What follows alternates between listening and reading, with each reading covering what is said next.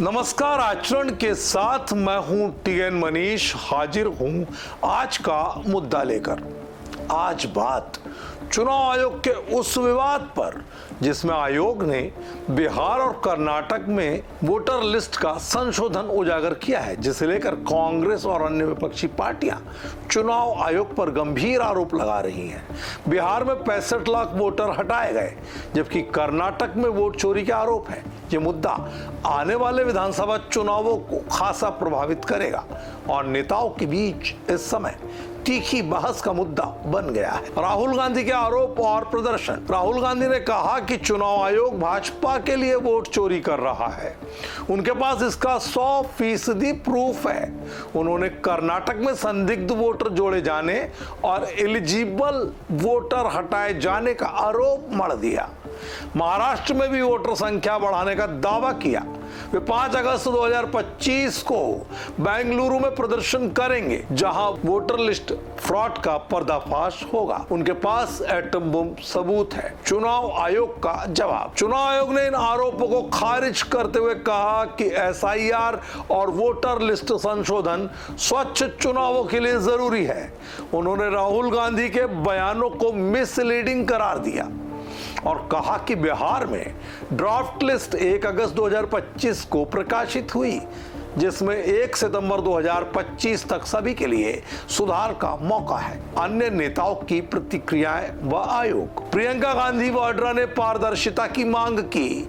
मल्लिकार्जुन खड़गे ने गरीबों के वोटिंग अधिकार छीने जाने का आरोप मढ़ दिया। तेजस्वी यादव ने इसे वोटबंदी करार दिया।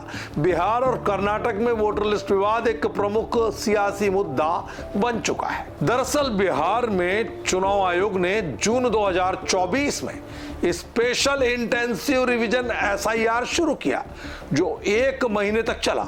इस प्रक्रिया के बाद ड्राफ्ट वोटर लिस्ट 1 अगस्त 2025 को पब्लिश की गई, जिसमें 65,63,000 मतदाता हटा दिए गए। पहले यह आंकड़ा बिहार में 7,89,69,000 मतदाताओं का था, जो अब सिमट कर 7,24,06,000 रह गया। हमलावर हुआ विपक्ष खास तौर पर कांग्रेस और आरजेडी ने इस प्रक्रिया को एनडीए के पक्ष में वोट सेपरेशन का साधन करार दिया। उन्होंने आरोप लगाया कि ये मार्जिनलाइज्ड कम्युनिटीज जैसे दलित, ओबीसी, ईबीसी और अल्पसंख्यकों को निशाना बना रहा है।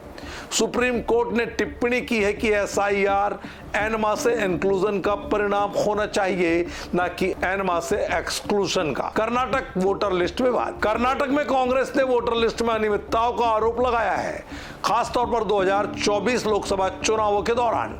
राहुल गांधी ने कहा कि एक कॉन्स्टिट्यूएंसी में बोगस वोटर ऐड किए गए, जैसे 45, 50, 60, 65 साल की उम्र के संदिग्ध मतदाता और एलिजिबल वोटर को हटा दिया गया।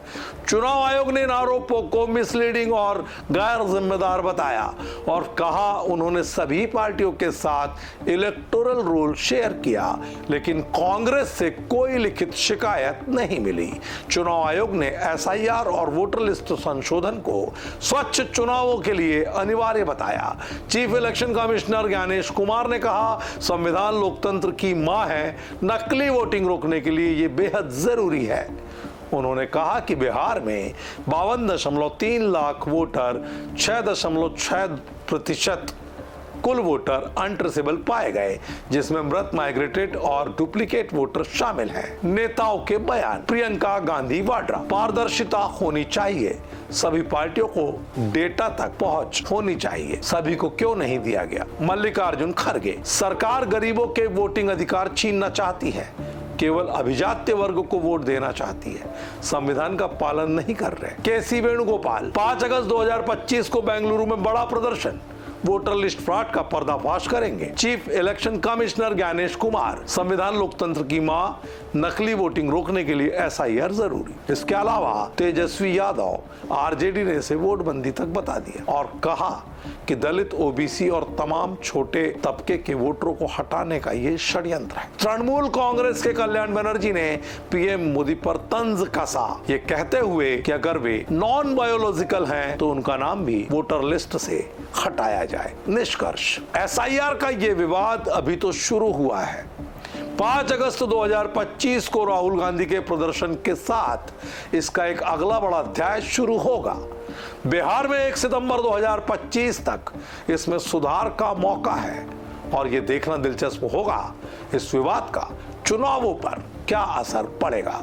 यह मुद्दा राजनीतिक तनाव को बढ़ा रहा है और पारदर्शिता और निष्पक्षता की मांग तेज हो रही है। इस मुद्दे को लेकर आपकी क्या राय है, हमें कमेंट बॉक्स पर अवश्य अवगत कराएं। आज के मुद्दे में इतना ही, मुझे दीजिए इजाजत। आप बने रहिए आचरण न्यूज के साथ। नमस्कार। देश दुनिया की सभी खबरें देखने के लिए जुड़े रहिए आचरण न्यूज से। आचरण न्यूज, हर कदम आपके साथ।